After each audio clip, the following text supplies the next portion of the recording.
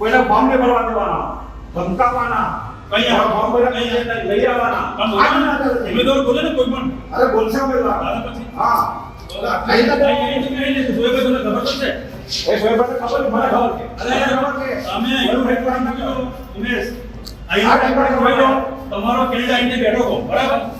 और कौन सा वीडियो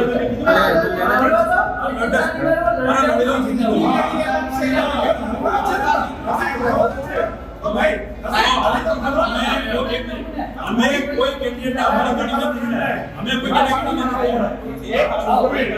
एक समाज की छोकरियां बेन रहे और फोटो भेजी थी ने कोई ने सामने बड़ी गाड़ी में बनता हुआ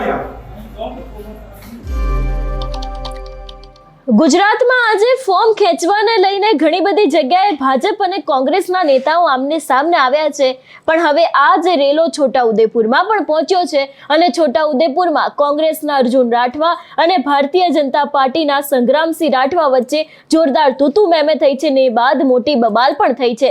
સમગ્ર મામલો શું છે તેની વિગતે વાત કરીએ। નમસ્કાર, હું હંસિની અને તમે જોઈ રહ્યા છો નિર્ભય ન્યૂઝ। ઘણી બધી જગ્યાએ અત્યારે હાલ કોંગ્રેસ અને આમ આદમી પાર્ટીના નેતાઓને બોલાવવામાં આવે છે, ક્યાંક એવા બહાના બતાવવામાં આવે છે કે તમારે સહી કરવાની છે, એ બાદ તે લોકો ત્યાં પહોંચે ત્યારે ખબર પડે છે કે તેમનું ફોર્મ તો રદ થઈ ગયું છે। આવી જ કઈ ઘટના છોટાઉદેપુરમાંથી પણ સામે આવી છે અને આને જ કારણે કોંગ્રેસ અને ભારતીય જનતા પાર્ટીના નેતાઓ વચ્ચે ક્યાંક બબાલના દ્રશ્યો છોટાઉદેપુરમાંથી પણ સામે આવ્યા છે।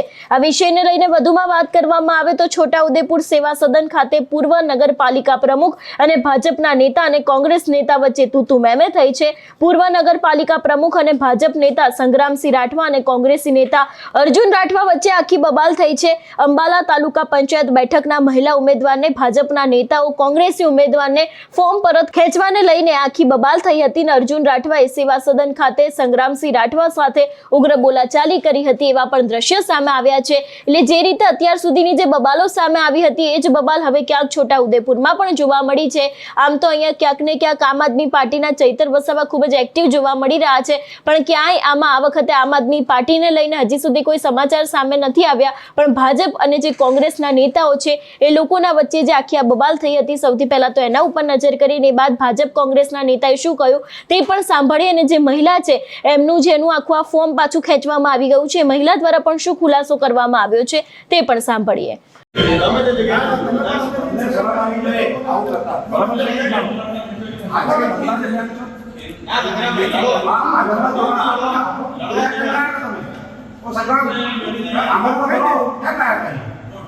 પેલી છોકરીને કેમ લાગે એક રીજન ગરીબ છોકરી એ લડાઈ છે, તમને કઈ વાંધો પડે નથી? તમે અહીંયા લડી લો ને, તમે અહીંયા કેમેરા સરકાર છે, 30 વર્ષની સરકાર તમારા કામ કરો, એની જાતે જ બેઠી જાતે ના બેસે સંગ્રામ જાતે જ બેઠી જાતે બનાવે છે, તમને શરમ આવી ગઈ?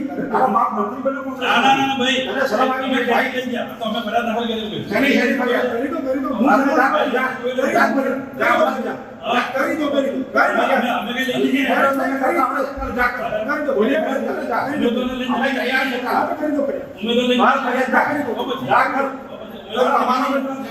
લઈ લઈએ ये जाते ही ने पूछो ने हमें रिकॉर्डिंग में जो रिकॉर्डिंग में जो की जाए भाई आप इसमें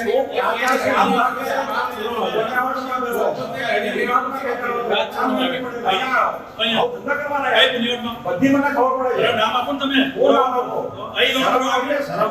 પૂરો અમે ના બેને ઇજ્જત આપી છે ને તો એનું ધૂમ નાખી ના ના ના છોડી વાત અહીં તમારે જોડે સહી કોંગ્રેસમાં મંત્રી થયા, લોકોને સન્માન કરે છે, એ વાતો લઈ ગયો તમે આમ આદમી પાર્ટીમાં શું કરો કોંગ્રેસમાં?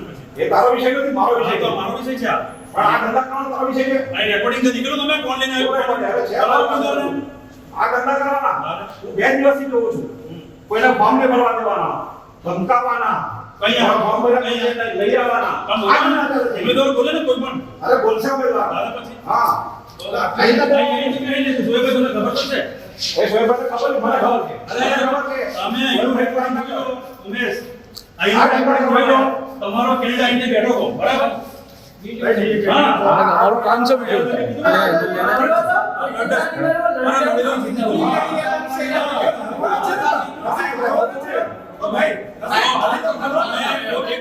हमें कोई कैंडिडेट हमारा गणित नहीं है, हमें कोई कैंडिडेट એક દલિત સમાજની છોકરી આ બેન રડે આવું થોડું હોય. કોની ગાડીમાં? આ સમજતા હોય યાર.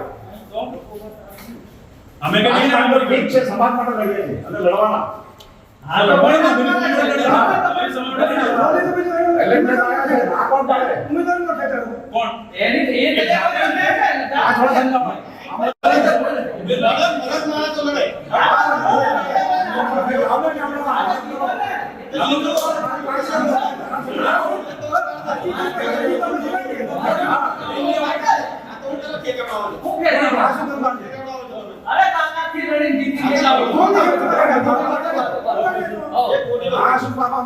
તમારો કેન્ડિડેટ ડાલિયા નીકળ્યો ભાઈ છોકરા તને કહી દઉં છું કે કોઈ મારી ગાડી નહીં આવે.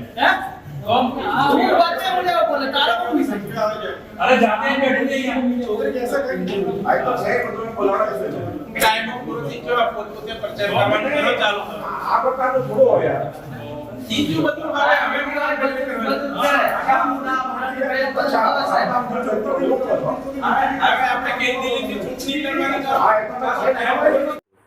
કોંગ્રેસ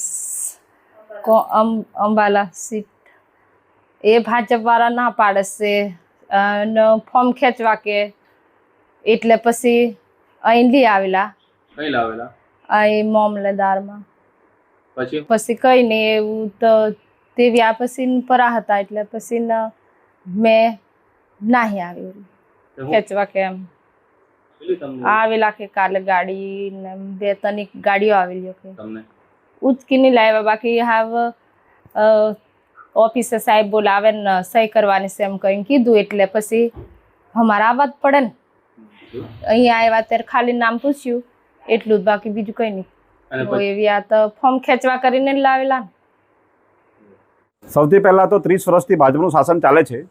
એમણે જો ગુજરાતમાં છોટાઉદેપુરમાં લોકોના કામ કર્યા હોય, કૌભાંડો નહીં કર્યા હોય, નલ સે જલના કૌભાંડ ના કર્યા હોય, સ્કૂલના કૌભાંડ નહીં કર્યા હોય, નકલી કચેરી કૌભાંડ નહીં કર્યા હોય, શિક્ષણ ચલાવ્યું હોય, ડાયવર્ઝન સારું રાખ્યું હોય, આ બધા કૌભાંડો જો નહીં કર્યા હોય તો ઇજ્જતથી ચૂંટણી લડવી જોઈએ. અમારા ઉમેદવાર અંબાલાના ઉમેદવાર એક દલિત બેન છે, એને ધમકી આપવાની, એના પરિવારને ધમકી આપવાની, એને ઉઠાવી લાવવાની. પછી અમારા પુણ્યવાટમાં એક ઉમેદવાર છે, ત્યાં જઈને પૈસાની લાલચ આપવાની. આ પ્રકારના ધંધા બીજેપીના નેતાઓ ગુંડાઓની જેમ કરી રહ્યા છે. એ ભયંકર શરમજનક છે. અમે રજૂઆત કરવાના છીએ. તમે ઇલેક્શન અધિકારીના રૂમની બહાર ઉમેદવારનું નામ પણ મને નથી ખબર, બ્લેક કલરની સાડી પડીને બેઠા હતા એ બેન, અને એ એમની જાતે આવેલા. તમે રેકોર્ડિંગ જોઈ શકો છો. અમે અમારી ગાડીમાં અમારા સંગઠનના માણસો જોડે અમે અમારા તો ફોર્મ એ જોવા માટે તો આવે કે ના આવે, અને એ જ બેન આવ્યા અને એમનો જ એક માણસ કાર્યકર ઉમેશ આવ્યો અને બૂમાબૂમ કરીને એને લઈ ગયો. જો અમારે એવું હતું અમે ના રોકતા. એટલે આ તદ્દન વાત ખોટી છે. કોઈ પણ ઉમેદવાર પોતાની સ્વેચ્છાએ આવતો હોય, આમની વિચારધારામાં હવે એમને વિશ્વાસ ના રહ્યો તો જ ઉમેદવાર અહીંયા આવે ને, એમને કેમ લેવા આવવું પડે અહીંયા? એટલે આ દુર્ભાગ્ય છે લોકશાહી. હવે કશી ધાક ધમકી નથી. અહીં અમારે સામે જ છે, આખું રેકોર્ડિંગ, આખું સર્વેલન્સ જ છે, તો અમે કઈ રીતે ધાક ધમકી આલો? આ સમગ્ર વિષયને લઈને તમારો શું અભિપ્રાય છે અમને કમેન્ટ કરીને ચોક્કસથી જણાવજો. તેની સાથે અમારી ચેનલ નિર્ભય ન્યૂઝને લાઇક, શેર અને સબસ્ક્રાઇબ કરવાનું ભૂલશો નહીં. નમસ્કાર.